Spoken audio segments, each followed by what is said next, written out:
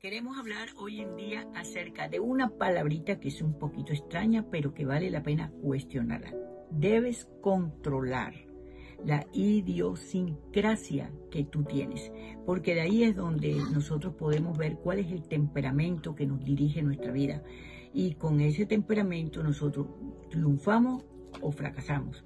Hay diferentes tipos de temperamento, pero nosotros queremos enfatizar en este momento cuál es la idea que tú tienes fija en tu mente con relación a las cosas que suceden alrededor de tu vida. Todos tenemos un pensamiento muy radical con relación a las cosas que no suceden o lo que queremos hacer. Entonces tenemos que ver si estamos basados en la cultura ancestral con que nacimos o la ideología del reino al que pertenecemos. Tenemos que hacer esa gran diferencia. Cuando nosotros tenemos una cultura, es lo que aprendimos en casa, lo que hemos visto y lo que se estableció en nuestra manera de pensar. Y así vivimos, sea bien o sea mal, pero así vivimos. Pero si tú eres una persona, si tú eres un hijo de Dios o una hija de Dios, entonces tienes que pensar en que ese vocabulario tiene que cambiar. Pero para que el vocabulario cambie, tiene que haber una renovación en nuestra manera de pensar. Entonces la cultura era la que nosotros nos enseñaron desde que nacimos, pero cuando nacimos de nuevo, o sea, cuando creemos en Yeshua, nuestro Salvador, o Jesucristo, nuestro Salvador, entonces nosotros empezamos a tener una ideología muy diferente a la cultura que tenemos aquí metida en la mente. Y a veces revolvemos las dos cosas, la cultura y la ideología del reino. La ideología es cómo te ve Dios a ti y cómo debes actuar tú, de acuerdo a lo que tú eres según Dios, que fue tu creador. Sí, que la idiosincrasia es la manera de ser, de pensar, de una persona. ¿Por qué? Porque pertenece a un conglomerado y ahí se adquiere una cultura. Digamos, hay países, hay ciudades específicamente que son festivos. Digamos, los barranquilleros son festivos, los brasileños, el carnaval. Esa es la idiosincrasia. Otros son reprimidos. En fin, de acuerdo hay una cultura formada tradicionalmente, y así piensa en general con variaciones el pueblo, ¿no? Y por eso los científicos han estudiado la cuestión del temperamento. Oh, sí. Y aún los médicos sí, también, porque han visto muchos problemas en la gente y han tenido que analizar, cuestionar cómo que es el temperamento de la persona, cuál es la cultura que la persona representa, porque aunque parezca increíble, muchas de las enfermedades psicosomáticas tienen que ver con la cultura donde tú naciste. Así es. Entonces clasificaron los temperamentos, pusieron el melancólico, el sanguíneo, el flemático, el colérico.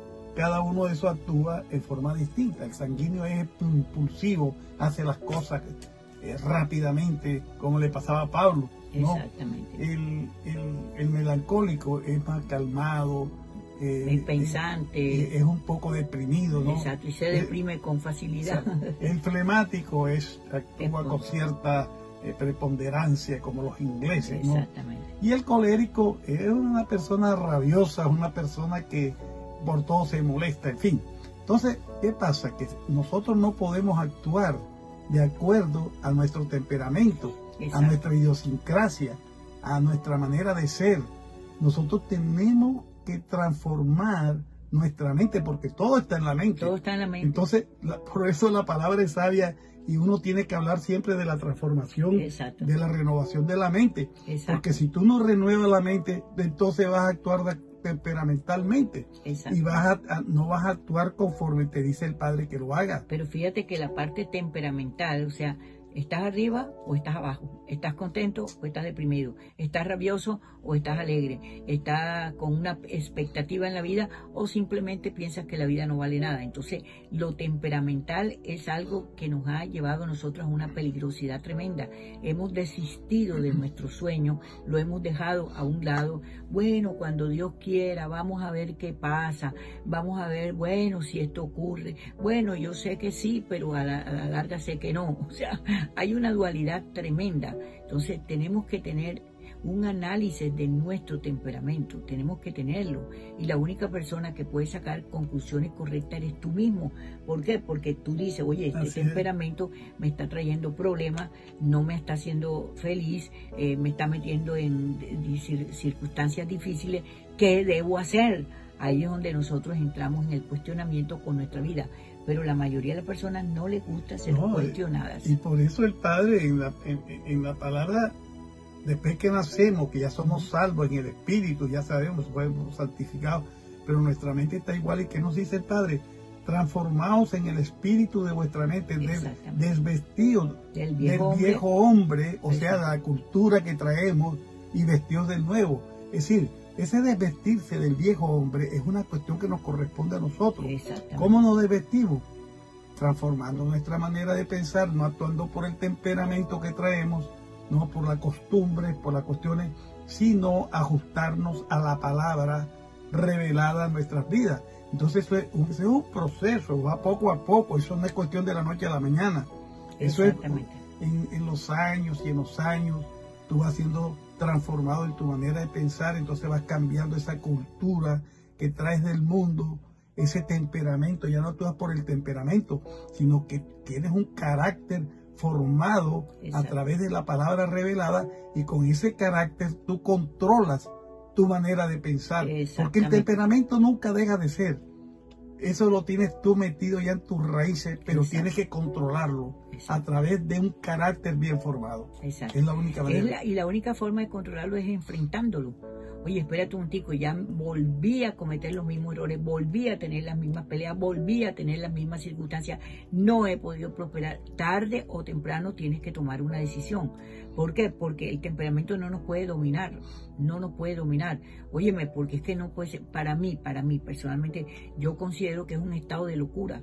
Oye, si ya yo hice esto, no puede durar 40 años haciendo lo mismo, porque voy a tener el mismo y peor resultado.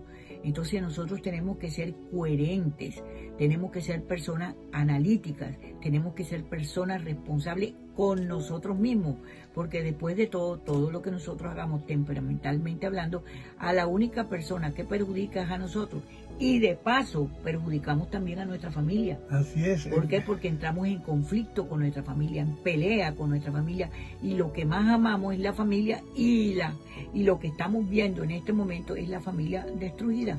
No, y para nuestra propia presentación ante la sociedad, digamos, y ante el mundo, es decir, actuar como un ministro, digamos, que va a actuar, no puede actuar de acuerdo a su idiosincrasia, a su temperamento.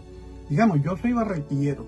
El barranquillero es extrovertido, es vulgar en el hablar. Exactamente, entonces, es dicharachero. A mí me gusta, sí, eso está en mí, pero yo tengo que controlarlo.